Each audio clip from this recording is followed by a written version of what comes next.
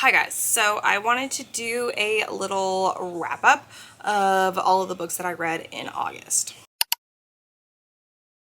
This past month has not been a very good month for me or my family. We lost my mom to pancreatic cancer on the 8th, and that has been extremely rough. And then 2 weeks after that, half of my family got sick with COVID, and then the week after that, so this last week of August, the other half of my family got sick. So we've just been going through a lot this month, and just hasn't really been a good month. But despite all that stuff happening, I was able to read 5 books, which I'm very shocked because honestly I probably shouldn't have finished anything.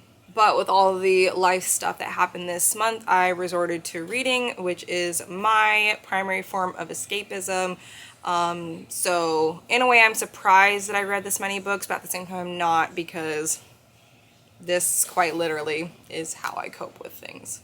Okay, so let's go ahead and get started on all of the books that I read this month. The first book I read this month was A Good Girl's Guide to Murder by Holly Jackson. Now, I'm going to tell you, the reason why I read this book was probably fueled by the fact that TV show came out and everybody was talking about how they were excited to watch it and then talking about this series. So I was getting a little bit of FOMO, and so I decided to pick this up. This was supposed to be a buddy read between my sister and I, but because of the life events that happened early August, it didn't really pan out. But I needed some form of escapism, so I just read it.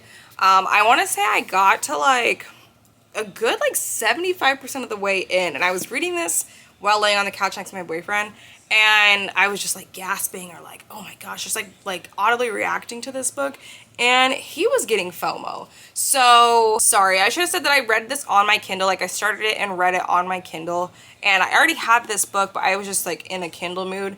So I was reading it on my Kindle next to my boyfriend. I got probably 75% of the way in and audibly gasping and reacting to this book, and he was getting FOMO, so he went to my shelf and grabbed this and then started reading it, and he caught up to me somehow. Don't know how, but he did.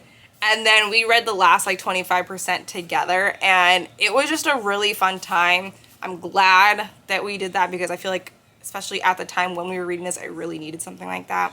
So we read this together, kind of. I rated this book a solid 4. I thought it was really, really good.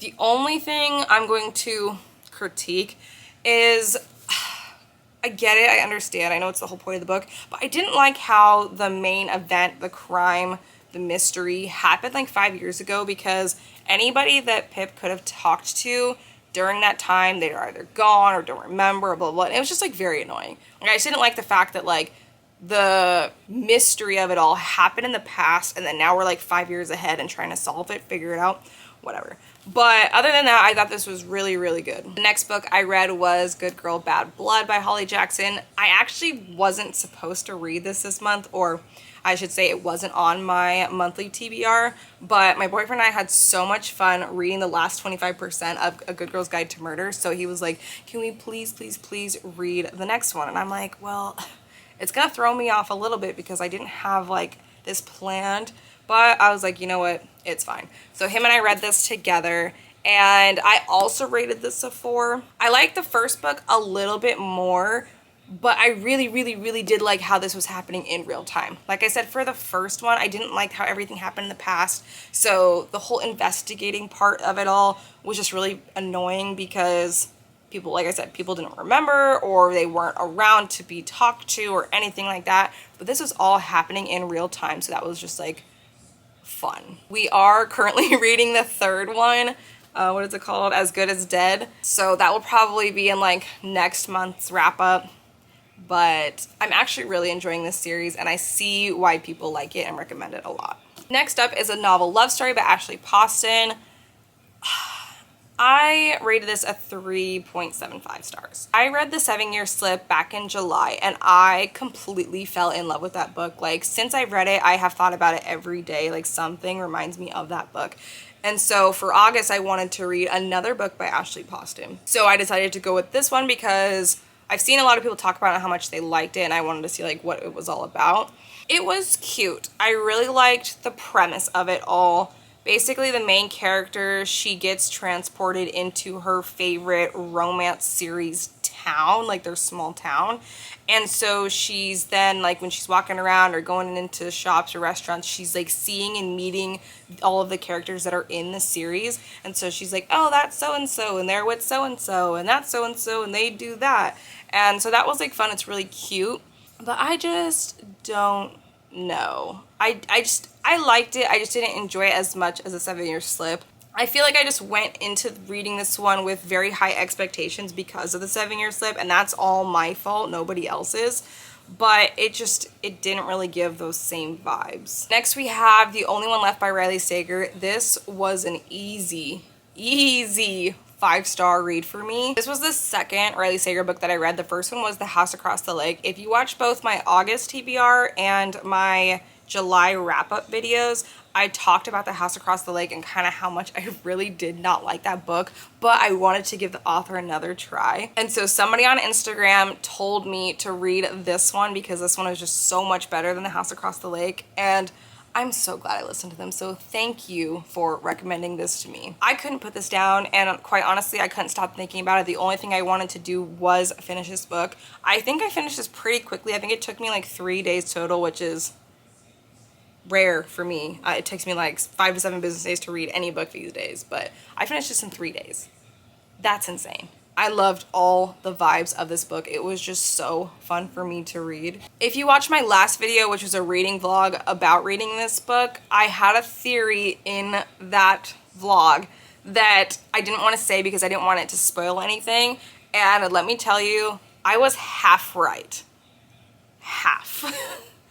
I guessed one of the twists, but I was half right about it, which was honestly just like really fun because I love guessing the twists. So yeah, I had a great time reading this, and I would definitely recommend this one over The House Across the Lake. The last book I read this month was People We Meet on Vacation by Emily Henry. This was also a very, very easy 5-star read for me. I don't know why I haven't watched this sooner, especially watched?